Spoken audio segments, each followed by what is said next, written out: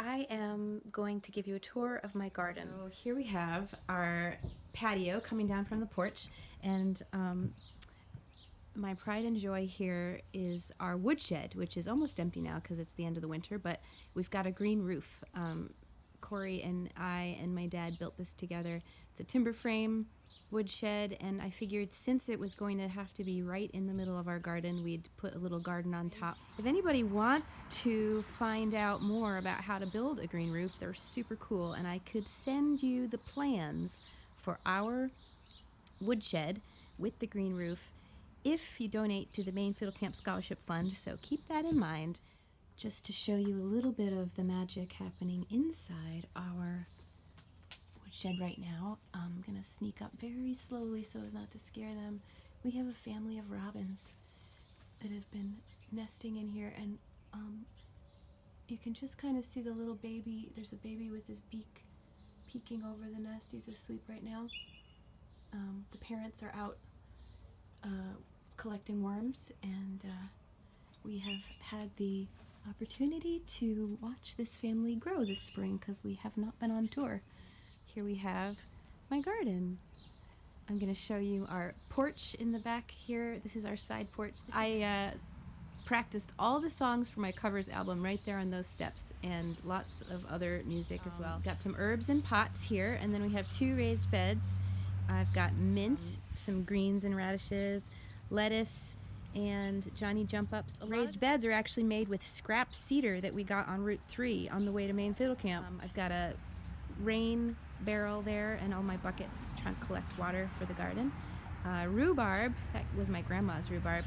I transplanted it from Maine. And then we have a lot of strawberries. The hardest part about strawberries is trying to keep them from getting too crowded and taking over the entire garden. Anybody who wants to donate to the Maine Fiddle Camp Scholarship Fund, I will give you free strawberry plants, as many as you want. I've got tons. If you were kind of close by to southern Vermont, I could put them in a bucket and then leave them out for you.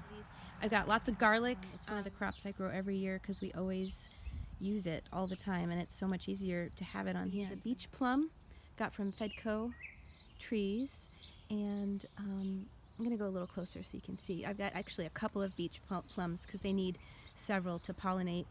And then forsythia, I got that from my mom's garden, and some dogwood from Corey's mom's garden.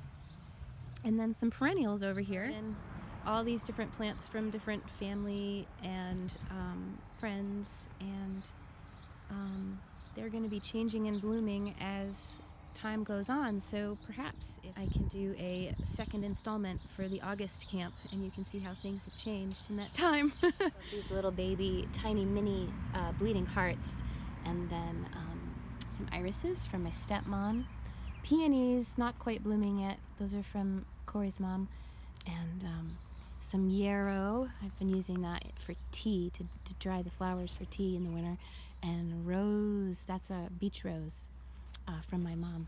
I have more garden on the other side of the house, but this is the garden that I really take care of the most because it's right outside my windows where I practice every day, so I get to look out at this view most days when I'm home, which for the last 2 months has been every single day.